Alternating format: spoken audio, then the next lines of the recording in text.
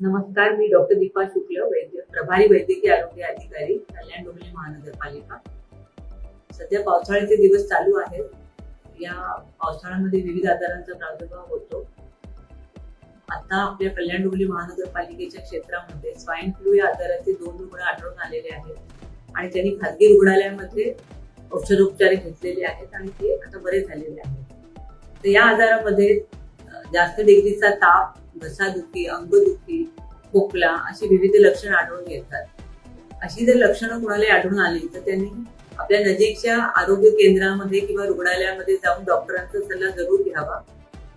तसेच या आजारामध्ये थुंकी किंवा खोकल्यामधून जे थेंब उडतात त्याच्यामुळे हा आजार त्याच्या संपर्कात आलेल्या दुसऱ्या व्यक्तीला होऊ शकतो.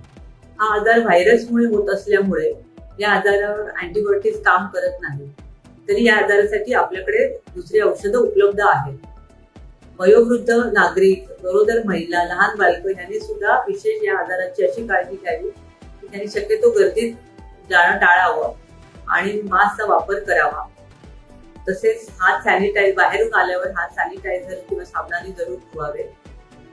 तर अशा आजाराला कोणी घाबरू नये आणि सतर्कता जरूर बाळगावी असे मी नागरिकांना आवाहन करते. धन्यवाद.